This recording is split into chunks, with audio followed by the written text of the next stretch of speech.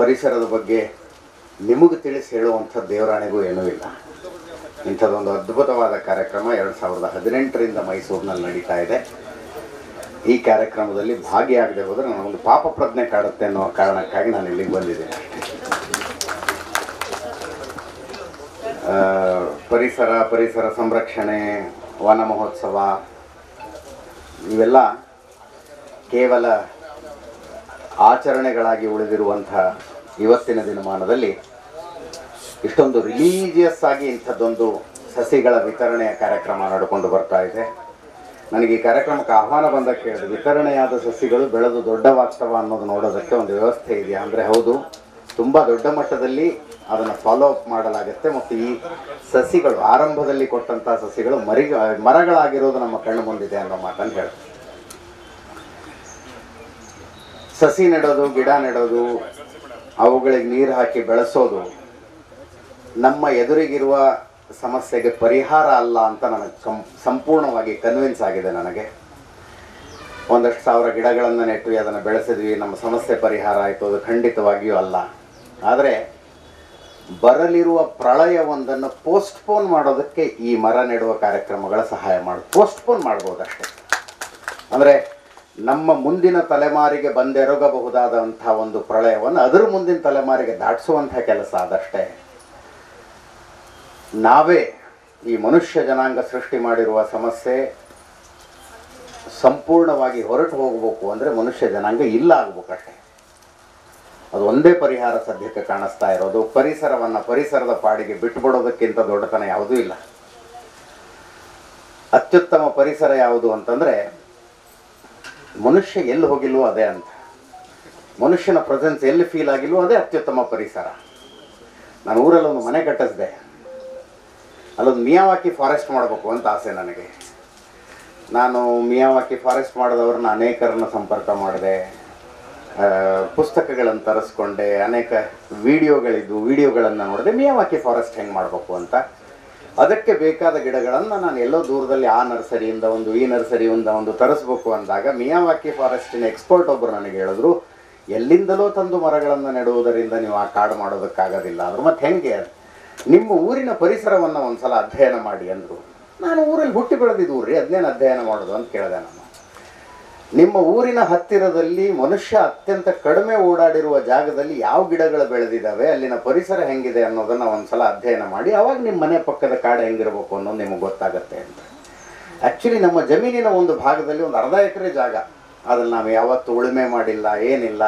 ಅಲ್ಲಿ ಅದ್ರ ಪಾಡಿಗೆ ಅದು ತಮಗೆ ಬೇಕಾದ ಗಿಡಗಳು ಬೆಳ್ಕೊಂಡಿದ್ವು. ಅಲ್ಲಿ ಹೋಗಿ ಒಂದು ಅರ್ಧ ದಿನ ಕೂತ್ಕೊಂಡೆ ನಾನು. ಇಲ್ಲಿ ಯಾವ ಮರಗಳು ಬೆಳೆದಿದ್ದಾವೆ, ಯಾವ ಪೊದೆಗಳಿದ್ದಾವೆ, ಯಾವ ಮರಕ್ಕೆ ಯಾವ ಬಳ್ಳಿ ಬೆಳ್ಕೊಂಡಿದೆ, ಅಲ್ಲಿ ಇರುವೆ ಹುತ್ತಾ ಇದೆಯಾ, ಗೆದ್ದಲು ಹುತ್ತಾ ಇದೆಯಾ, ಅಷ್ಟನ್ನು ಅಧ್ಯಯನ ಮಾಡಿದಾಗ ನನ್ನ ಊರಿನ ಕಾಡು ಅಂದರೆ ನಮ್ಮ ಊರಿನಲ್ಲಿ ಜನನೇ ಇಲ್ಲದೆ ಹೋಗಿದ್ರೆ, ಅದೊಂದು ಊರೇ ಅಲ್ಲದೆ ಹೋಗಿದ್ರೆ ಅಲ್ಲಿ ಹೆಂಗಿರ್ತಿತ್ತು ಪರಿಸರ ಅನ್ನೋದು ನನಗೆ ಅಲ್ಲಿ ನೋಡೋದಕ್ಕೆ ಸಿಕ್ಕಿತ್ತು. ಆ್ಯಕ್ಚುಲಿ ನಿಸರ್ಗ ಬಯಸ್ತಾ ಇರೋದು ಅದನ್ನು. ಮನುಷ್ಯ ಎಲ್ಲೊಂದು ಅಂಕಿ ಸಂಖ್ಯೆಗಳನ್ನು ನೋಡ್ತಾ ಇದ್ದಾನೆ. ಈ ಭೂಮಿಯ ಮೇಲೆ ಅಮೀಬಾ ಅನ್ನುವ ಏಕಕೋಶ ಜೀವಿ ಹುಟ್ಟಿದ್ದು 450 ಕೋಟಿ ವರ್ಷಗಳ ಹಿಂದೆ ಅಂತ. 450 ಕೋಟಿ ವರ್ಷಗಳ ಹಿಂದೆ ಅಮೀಬಾ ಅನ್ನುವಂಥ ಏಕಕೋಶ ಜೀವಿ ಭೂಮಿ ಮೇಲೆ ಮೊದಲಿಗೆ ಕಾಣಿಸ್ಕೊಳ್ತು ಅಂತಾರೆ.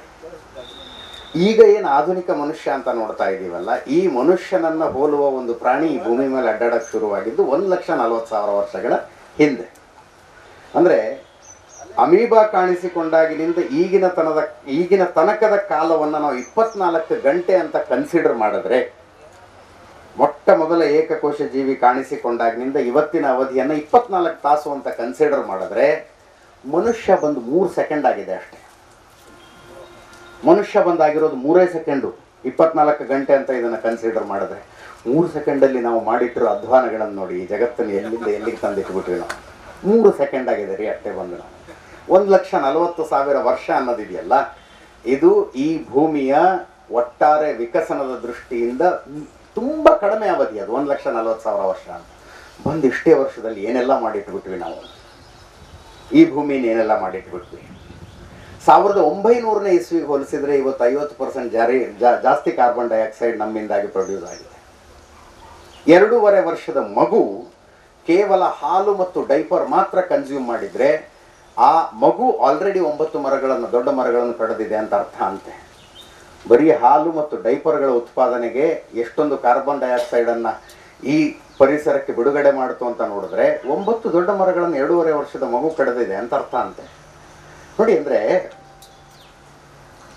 ನನಗೊಂದು ಸಲ ಅನಿಸುತ್ತೆ, ಈ ಅಧ್ವಾನದ ಆರಂಭ ಎಲ್ಲಿಂದ ಆಯಿತು ಅಂತ. ಮನುಷ್ಯನ ಮನಸ್ಥಿತಿಯಿಂದ ಆಗಿದ್ದದು. ದೇವರು ಅನ್ನುವನೊಬ್ಬ ಇದ್ದರೆ, ಅದರ ಬಗ್ಗೆ ನನಗೆ ನನ್ನದೇ ಆದ ಪ್ರಶ್ನೆಗಳಿದ್ದಾವೆ. ದೇವರು ಅನ್ನುವನೊಬ್ಬ ಇದ್ದರೆ ಆತ ಮನುಷ್ಯನನ್ನು ಸೃಷ್ಟಿ ಮಾಡ್ದ, ಮನುಷ್ಯನಿಗಾಗಿ ಈ ಕಾಡು ಮೇಡು ಪ್ರಾಣಿ ಪಕ್ಷಿ ಆಕಾಶ ಸೂರ್ಯ ಚಂದ್ರ ನಕ್ಷತ್ರಗಳನ್ನು ಸೃಷ್ಟಿ ಮಾಡ್ದ ಅನ್ನುವ ಭ್ರಮೆ ಇತ್ತಲ್ಲ ಮನುಷ್ಯನಿಗೆ. ತಾನು ಈ ಫುಡ್ ಚೈನ್ನಲ್ಲಿ, ಈ ಇಡೀ ವ್ಯವಸ್ಥೆಯಲ್ಲಿ ಸುಪ್ರೀಂ ಆಗಿರುವುದಕ್ಕೆ ಹುಟ್ಟಿದವನು ಅನ್ನುವ ಭ್ರಮೆ ಇತ್ತು ನೋಡಿ. ಆ ಭ್ರಮೆಯಿಂದ ಆದಂಥ ಅಧ್ವಾನ. ಯಾವ ಲೆಕ್ಕಾಚಾರದಲ್ಲೂ ಮನುಷ್ಯನನ್ನು ಈ ಸೃಷ್ಟಿ ಹಿಂಗಿರೋದಕ್ಕೆ ಹುಟ್ಟಿಸಿದ್ದಲ್ಲ. ಎಲ್ಲ ಸಕಲೆಂಟು ಜೀವರಾಶಿಗಳನ್ನು ಹೇಗೆ ಸೃಷ್ಟಿಸಿತೋ ಅದೇ ರೀತಿಯಲ್ಲೂ ಈ ಮನುಷ್ಯ ಅನ್ನುವಂಥ ಒಂದು ಜನಾಂಗ ಸೃಷ್ಟಿ ಆಯ್ತಷ್ಟೆ. 16 ಲಕ್ಷ ಸ್ಪೀಷಸ್ ಇದಾವಂತೆ, ಪ್ರಾಣಿಗಳ ಸ್ಪೀಷಸ್ಸು. ಅದರಲ್ಲಿ ಮನುಷ್ಯ ಒಂದು ಸ್ಪೀಷಸ್ ಅಷ್ಟೆ. ಇವತ್ತು ಫುಡ್ ಚೈನ್ನ ಸುಪ್ರೀಮಸಿಗೆ ಮನುಷ್ಯ ಯಾಕೆ ಬಂದು ತಲುಪದ ಅಂದರೆ, ಬೇರೆ ಪ್ರಾಣಿಗಳಲ್ಲಿ ಇಲ್ಲದೆ ಹೋದಂತಹ ಕೆಲವು ಸ್ಕಿಲ್ಗಳು ಈ ಮನುಷ್ಯನಲ್ಲಿ ಇದ್ವು. ಒಂದು ಅಡಾಪ್ಟಬಿಲಿಟಿ ಬೆಳೆಸ್ಕೊಂಡ ಮನುಷ್ಯ. ಆತನಿಗೆ ಜೋರು ಮಳೆ ಆಗ್ತಿದ್ರೆ ಛತ್ರಿ ಹಿಡ್ಕೊಳ್ಳೋದು ಗೊತ್ತು, ಚಳಿ ಆದರೆ ಬೆಂಕಿ ಹಚ್ಕೊಂಡು ಚಳಿ ಕಾಯಿಸ್ಕೊಳ್ಳೋದು ಗೊತ್ತು, ಹಿಮ ಸುರಿಯುವ ಜಾಗದಲ್ಲಿ ಬಿಟ್ಟು ಬಂದರೆ ಬೆಚ್ಚಗಿರೋದಕ್ಕೆ ಏನೋ ಒಂದು ಮನುಷ್ಯ ಮಾಡ್ಕತಾನೆ. ಇದು ಮನುಷ್ಯನಿಗೆ ಒಲಿದಷ್ಟು ಬೇರೆ ಪ್ರಾಣಿಗಳಿಗೆ, ಬೇರೆ ಸ್ಪೀಷಸ್ಗೆ ಬೇರೆ ಪ್ರಾಣಿಗಳ ಸಂಕುಲಕ್ಕೆ ಒಲಿಲಿಲ್ಲ ಅಷ್ಟೆ. ಅದು ಬಿಟ್ಟರೆ ಸಹಕಾರ, ಮನುಷ್ಯನಲ್ಲಿ ಕೋಆಪರೇಷನ್ನಿನ ನೇಚರ್ ಇದೆಯಲ್ಲ, ಮನುಷ್ಯನಲ್ಲಿ ಬೆಳೆದಷ್ಟು ಬೇರೆ ಪ್ರಾಣಿ ಸಂಕುಲದಲ್ಲಿ ಬೆಳೀಲಿಲ್ಲ. ಯೋಚನೆ ಮಾಡಿ ನೋಡಿದ್ರೆ ಇದು ಎರಡೇ ಕಾರಣ ಅಂತ ಅನ್ಸುತ್ತೆ. ನಾವು ಇವತ್ತು ಉಳಿದೆಲ್ಲ ಸಕಲೆಂಟು ಜೀವರಾಶಿಗಳಿಗಿಂತಲೂ ಮೇಲ್ಪಟ್ಟವರು ಅನ್ನೋ ಸ್ಥಾನಕ್ಕೆ ಬಂದು ಕುಳಿತಿರೋದು ಎರಡೇ ಕಾರಣಕ್ಕೆ. ಒಂದು ಅಡಾಪ್ಟಬಿಲಿಟಿ, ಒಂದು ಕೋಆಪರೇಷನ್ ಅಷ್ಟೇ.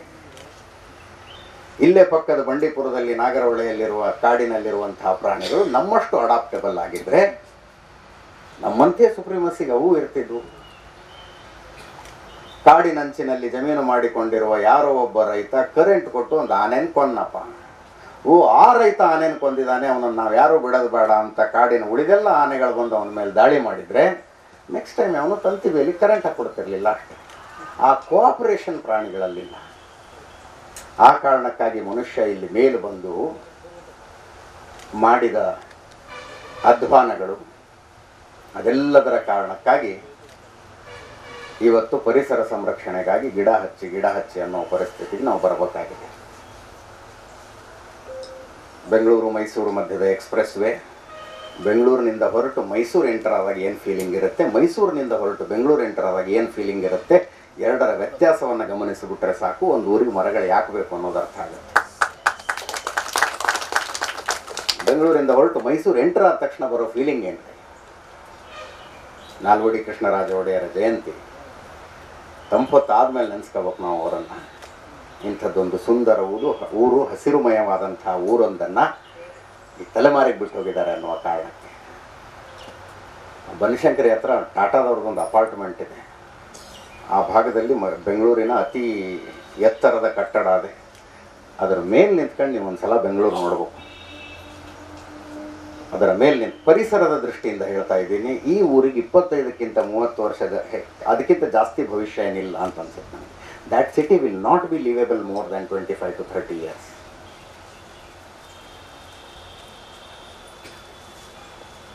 ಅಂಥದ್ದೊಂದು ಅದು ಶುದ್ಧ ಸ್ವಾರ್ಥದ ಕಾರಣಕ್ಕಾಗಿ ಮನುಷ್ಯ ಸಂಕುಲ ಅಂಥದ್ದೊಂದು ಪರಿಸರವನ್ನು, ಊರುಗಳನ್ನು ಕಟ್ಕೊಂಡ ಅಷ್ಟೇ. ಇವತ್ತು ಪರಿಸರ ರಕ್ಷಣೆ ಅನ್ನುವಂಥದ್ದು ನಾವು ಯಾರಿಗೋ ಮಾಡ್ತಾ ಇರೋ ಉಪಕಾರ ಅಂತ ಅಂದ್ಕೊಂಡ್ರೆ ನಮ್ಮಂಥ ದಡ್ರು ಯಾರೂ ಅಲ್ಲ. ಯಾರಿಗೂ ಮಾಡ್ತಾ ಇರೋ ಉಪಕಾರ ಅಲ್ಲ, ನಮಗೋಸ್ಕರ ನಾವು ಮಾಡ್ಕೋತಾ ಇದ್ದೀವಿ. ಅದನ್ನ ಅಷ್ಟೇ ನಮಗೋಸ್ಕರ ನಾವು ಮಾಡ್ಕೋತಾ ಇದ್ದೀವಿ. ಮುಂದಿನ ದಿನಮಾನಗಳಲ್ಲಿ ಹಣಕಾಸಿನ ದೃಷ್ಟಿಯಿಂದ ಕೂಡ ಇದು ಲಾಭದಾಯಕ ಫೀಲಿಂಗ್ ನನಗಿದೆ. ಇವತ್ತು ಜಗತ್ತು ಕಾರ್ಬನ್ ಕ್ರೆಡಿಟ್ ಬಗ್ಗೆ ಮಾತಾಡ್ತಾ ಇದೆ.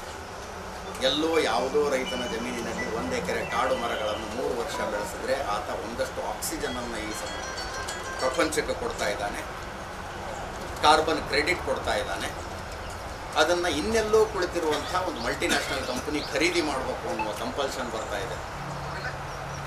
ಮುಂದಿನ ದಿನಗಳಲ್ಲಿ 10 year, 15 year, 20 year down the line 1 ಎಕರೆ ಕಾಡು ಬೆಳೆಸಿದ ಮನುಷ್ಯ ಇನ್ನೊಂದು ಎಕರೆಯಲ್ಲಿ ಯಾವುದೋ ವಾಣಿಜ್ಯ ಬೆಳೆಯನ್ನು ಬೆಳೆಸಿದಂತಗಿಂತಲೇ ಹೆಚ್ಚು ದುಡ್ಡು ಗಳಿಸ್ತಾ ಇರ್ತಾನೆ.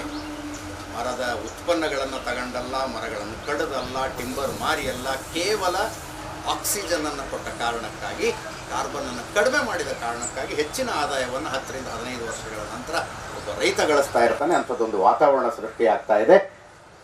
ಆ ವಾತಾವರಣ ಇನ್ನಷ್ಟು ಬೆಳೀತಾ ಹೋಗಬೇಕಾಗಿದೆ ಅಷ್ಟೇ. ಅಂತಿಮವಾಗಿ ಪರಿಸರಕ್ಕೆ ನಾವು ಕೊಡಬಹುದಾದ ಕೊಡುಗೆ ಏನು ಅಂದರೆ, ಇನ್ನೊಂದು ಸ್ವಲ್ಪ ಸೂಕ್ಷ್ಮವಾಗಿ ಬದುಕೋದು, ಅದು ನಮಗೂ ಒಳ್ಳೆಯದು. ಮನೆಯ ಹತ್ತಿರದಲ್ಲಿ 4 ಗಿಡಗಳಿದ್ದು ಗಾಳಿ ಬೀಸುವ ದಿಕ್ಕಿನಲ್ಲಿ ಸರಿಯಾದ ಕಿಟಕಿ ವೆಂಟಿಲೇಷನ್ ವ್ಯವಸ್ಥೆ ಮಾಡ್ಕೊಂಡ್ರೆ 1 ವರ್ಷಕ್ಕೆ ನಮಗೆ 30% ಕರೆಂಟ್ ಬಿಲ್ ಉಳಿಯುತ್ತೆ. Matter of common sense. ನೀವು ಎ ಸಿನ ಬಳಸೋದಿಲ್ಲ, ಫ್ಯಾನ್ ಕಡಿಮೆ ಬಳಸ್ತೀರಿ ಅಷ್ಟೇ, 30% ಕರೆಂಟ್ ಬಿಲ್ ಉಳಿಯುತ್ತೆ. ಅಷ್ಟರ ಮಟ್ಟಿಗೆ ನಮ್ಮ ಆರೋಗ್ಯ ಉಳಿತು. 4 ಗಿಡಗಳು, ದೊಡ್ಡ ಗಿಡಗಳು ಸರಿಯಾದ ಜಾಗದಲ್ಲಿ ಮನೆಯ ಸುತ್ತಲೂ ಇದ್ದರೆ, ನಾನು ಸೈಂಟಿಫಿಕ್ ಸ್ಟಡಿ ಹೇಳ್ತಾ ಇರೋದು, 30% ಕರೆಂಟ್ ಬಿಲ್ ಉಳಿಯುತ್ತೆ. ವ್ಯವಸ್ಥೆ ನೋಡಿ, ನಮ್ಮೂರಲ್ಲಿ ಒಂದು ಸ್ಕೂಲ್ ಕಟ್ಸಿದ್ವಿ ನಾವು. ನಮ್ಮೂರಿಗೆ ಹೈಸ್ಕೂಲ್ ಇರಲಿಲ್ಲ. ಗೌರ್ಮೆಂಟ್ ಹೈಸ್ಕೂಲ್ ಸ್ಯಾಂಕ್ಷನ್ ಮಾಡಿಸ್ಕೊಂಡಿದ್ದು, 1 ಕೋಟಿ ರೂಪಾಯಿ ಫಂಡ್ ಇತ್ತು. ಅದಕ್ಕೆ ಬಿಲ್ಡಿಂಗ್ ಕಟ್ಟಿಸ್ಬೇಕು.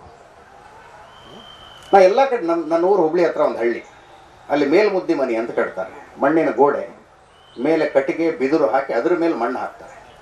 ಎಂಥ ರಣ ಬಿಸಿಲಿದ್ದಾಗಲೂ ನೀವು ಆ ಮನೆ ಒಳಗೆ ಬಂದುಬಿಟ್ರೆ ಎ ಸಿ ಒಳಗೆ ಬಂದಂಗೆ ಆಗುತ್ತೆ. ಯಾವತ್ತೂ ಫ್ಯಾನ್ ಬಳಸಿದವರಲ್ಲ, ಎ ಸಿ ಅಂತೂ ಬಿಡಿ, ನಾವು ಬೆಂಗಳೂರಿಗೆ ಬರೋ ತನಕ ಎ ಸಿನೇ ನೋಡೋದವರಲ್ಲ. ನಮ್ಮ ಊರಿನ ಶಾಲೆಯನ್ನು ಕಟ್ಸೋದಕ್ಕೆ ಹೊರಟಾಗ ಮನೆ ಅಷ್ಟು ತಂಪಿರ್ಬೋದು ಅನ್ನೋದಾದರೆ ಶಾಲೆ ಯಾಕಷ್ಟು ತಂಪಿರಬಾರ್ದು ಅಂತ ಆಲೋಚನೆ ಬಂತು ನನಗಷ್ಟೇ.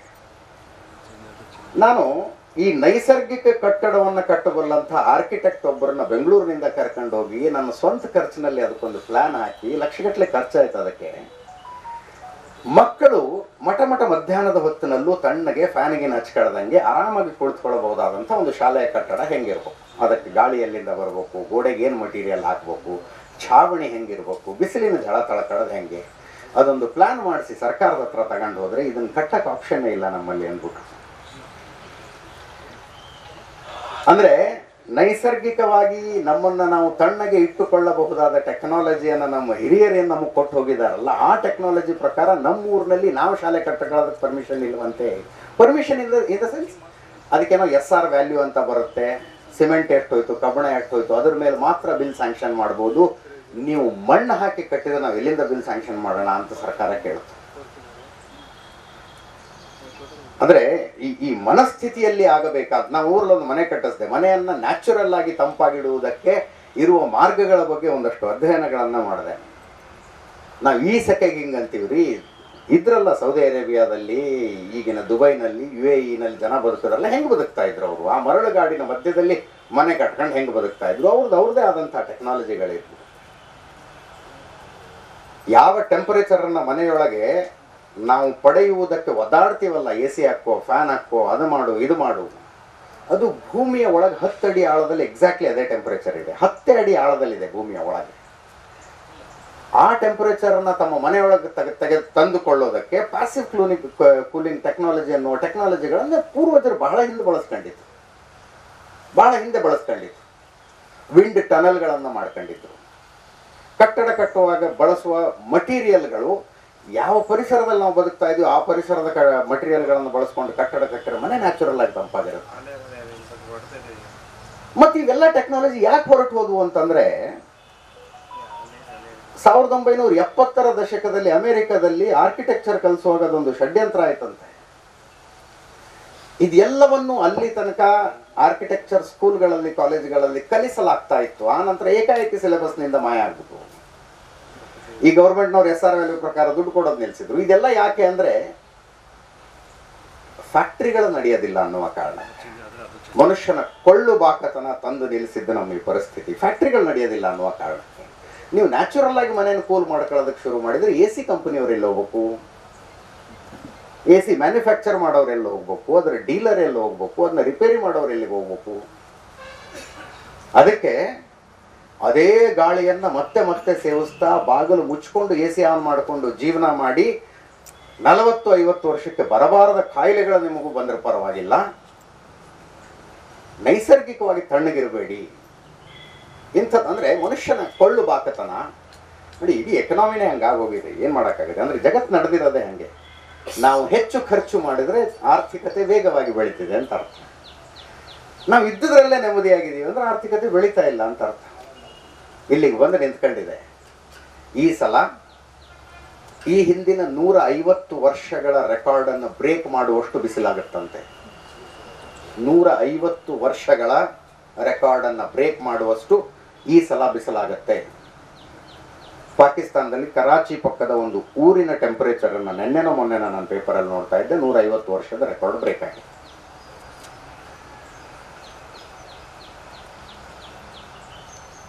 ನನ್ನ ಆಫೀಸಿನ ಕ್ಯಾಬಿನ್ನಲ್ಲಿ AC ಹಾಕೊಂಡಾಗ ಒಂದ್ಸಲ ನಾನು ಹೊರಗಡೆ ಬಾಲ್ಕನಿಗೆ ಹೋದೆ. ACಯ ವೆಂಟ್ ಹೊರಗಡೆ ಕೊಟ್ಟಿದ್ದಾರೆ. ಅದರ ಪಕ್ಕದಲ್ಲಿ ನಿಂತ್ಕೊಂಡ್ರೆ ನಿಲ್ಲೋದಕ್ಕಾಗೋದಿಲ್ಲ, ಅಷ್ಟು ಸೆಕೆ, ಅಷ್ಟು ಬಿಸಿ ಗಾಳಿ ಹೊರಗೆ ಹಾಕತ್ತೆ. ಸುಮ್ಮನೆ ಯೋಚನೆ ಮಾಡಿದೆ ನಾನು, ಬೆಂಗಳೂರಿನಲ್ಲಿ ಕನಿಷ್ಠ ಅಂದ್ರೆ ಒಂದು 10 ಲಕ್ಷ AC ಗಳಿರ್ಬೋದಾ? 10 ಲಕ್ಷ AC ವೆಂಟಿಯಿಂದ ಆ ಬಿಸಿ ಗಾಳಿ ಹೊರಗೆ ಬಂದರೆ ಊರು ಬದುಕೋದಕ್ಕಾಗತ್ತೆ ಅಂದರೆ ಬದುಕ ಹೆಂಗಿರುತ್ತೆ ಊರು? ಇದೆಲ್ಲವನ್ನು ಹೇಳಿದ್ದರ ಉದ್ದೇಶ ಇಷ್ಟೇ, ನಮ್ಮ ಬದುಕಿಗೆ ಇನ್ನೊಂದು ಸ್ವಲ್ಪ ಸೂಕ್ಷ್ಮತೆ ಬರಬೇಕಾಗಿದೆ. ಸೂಕ್ಷ್ಮತೆ. ಗೊತ್ತಿದ್ದೋ ಗೊತ್ತಿಲ್ಲದೆಯೋ ನಾವು ಈ ಪರಿಸರವನ್ನು ತುಂಬ ಅಂದರೆ ತುಂಬ ಹಾನಿ ಮಾಡ್ತಾ ಇದ್ದೀವಿ. ಒಂದು ವರ್ಷಕ್ಕೆ ನಾವು ಕೊಳ್ಳುವ ಬಟ್ಟೆಗಳ ಪೈಕಿ ಒಂದು ಬಟ್ಟೆ ಕಡಿಮೆ ಕೊಂಡ್ರು ಪರಿಸರಕ್ಕೆ ಅಷ್ಟರ ಮಟ್ಟಿಗೆ ನಾವು ಮಾಡೋ ಉಪಕಾರನೇ. ಒಂದು ಬಟ್ಟೆ ಕಡಿಮೆ ಕೊಂಡರು.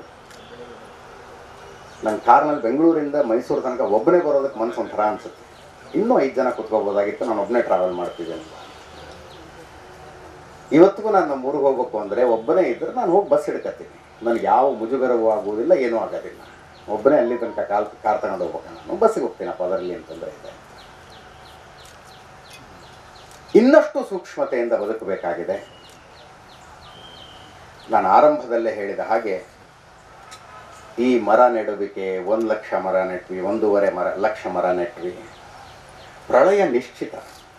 ಮನುಷ್ಯ ಮಾಡಿಟ್ಟ ಅಧ್ವಾನದಿಂದಾಗಿ ಒಂದು ಎನ್ವೈರನ್ಮೆಂಟಲ್ ಕ್ಯಾಟಸ್ಟ್ರಫಿ ಅಂತೇನು ಹೇಳ್ತೀವಿ, ಅದು ನಿಶ್ಚಿತ ಆಗದೇ ಅದು. ಈ ಅಷ್ಟೂ ಕಾರ್ಯಕ್ರಮಗಳಿಂದ ಅದನ್ನೊಂದು ಸ್ವಲ್ಪ ಪೋಸ್ಟ್ಪೋನ್ ಮಾಡ್ತಾ ಹೋದಂಗಷ್ಟೇ, ಪೋಸ್ಟ್ಪೋನ್ ಮಾಡ್ತಾ ಹೋದಂಗೆ. ನನಗೆ ಈಗೊಂದು 2 ವರ್ಷದ ಹಿಂದೆ ಅನಿಸುತ್ತೆ, ಜೇನು ನೊಣಗಳ ಬಗ್ಗೆ ಅಧ್ಯಯನಕ್ಕೆ ತಮ್ಮ ಜೀವನವನ್ನೇ ಮುಡುಪಾಗಿಟ್ಟಂಥ ಒಬ್ಬ ಯುವಕ ಬಂದಿದ್ದ ನನ್ನ ಹತ್ರ. ಆತನ ವಾದ ಚೆನ್ನಾಗಿತ್ತು. ನೀವು ಮಾಧ್ಯಮಗಳಿಗೆ ಏನು ತೋರಿಸ್ತಾ ಇದ್ದೀರಿ, ಇದರ ಅವಶ್ಯಕತೆ ಏನಿದೆ, ಅರ್ಜೆಂಟಾಗಿ ಆಗಬೇಕಾಗಿರೋದು ಜೇನು ನೊಣಗಳ ಸಂರಕ್ಷಣೆ ಅಂತ. ನಾನು ಏನಪ್ಪ ಹಿಂಗೆ ಮಾತಾಡ್ತೀಯ ಅಂತ ಕೇಳಿದೆ. ಆತ ಎಕ್ಸ್ಪ್ಲೇನ್ ಮಾಡಿದ, ಒಂದೇ ಒಂದು ಜೇನು ನೊಣ ಇಲ್ಲದೆ ಇರ್ತ ಜಗತ್ತು ನಿರ್ಮಾಣ ಆದರೆ 10 ವರ್ಷದಲ್ಲಿ ಏನೂ ಇರೋದಿಲ್ಲ. ಜೇನು ನೊಣಗಳಿಲ್ಲದೆ ಇರುವ ಜಗತ್ತಿಗೆ ಸರ್ವೈವಲ್ ಕೆಪಾಸಿಟಿ ಇರೋದು 10 ವರ್ಷ. 10 ವರ್ಷ. ನಾನು ಕೇಳಿದೆ, ಜಗತ್ತಿನಲ್ಲಿ ಮನುಷ್ಯ ಇಲ್ಲದೆ ಹೋದರೆ ಏನಾಗುತ್ತೆ? 100 ವರ್ಷದಲ್ಲಿ ಎಷ್ಟು ಚಂದ ಆಗುತ್ತೆ ಗೊತ್ತಾ ಸರ್ ಜಗತ್ತು ಅಂದ. ಮನುಷ್ಯ ಇಲ್ಲದೆ ಹೋದ್ರೆ ನಾವೇನೇನೋ ಹೇಳ್ತೀವಲ್ಲ, ಸಪ್ತ ಸಾಗರಗಳನ್ನು ದಾಟಿದವರು, ಗ್ರಹಗಳನ್ನು ತಲುಪಿದವರು, ನಮ್ಮೆಲ್ಲರ ಎಕ್ಸಿಸ್ಟೆನ್ಸ್ ಅದೊಂದು ಜೇನುಹುಳದ ಮೇಲಿದೆ. ಜೇನುಹುಳ ಇಲ್ಲದೆ ಬದುಕೋದಕ್ಕಾಗೋದಿಲ್ಲ. ಭೂಕಂಪ ಆಗುತ್ತೋ ಆಗೋದಿಲ್ಲೋ ಅಂತ ಗೊತ್ತಾಗಕ್ಕೆ ದೊಡ್ಡ ದೊಡ್ಡ ಮಷಿನ್ ಇಟ್ಕೋಬೇಕು ನಾವು. ನಾಯಿಗಳಿಗೆ ನ್ಯಾಚುರಲ್ ಆಗಿ ಗೊತ್ತಾಗುತ್ತೆ. ಸುನಾಮಿ ಬರುತ್ತಾ ಬರೋದಿಲ್ವಾ, ಪ್ರಾಣಿಗಳಿಗೆ ನ್ಯಾಚುರಲ್ ಆಗಿ ಗೊತ್ತಾಗುತ್ತೆ. ಮನುಷ್ಯನಿಗೆ ಗೊತ್ತಾಗೋದು ಕಷ್ಟ ಇದೆ.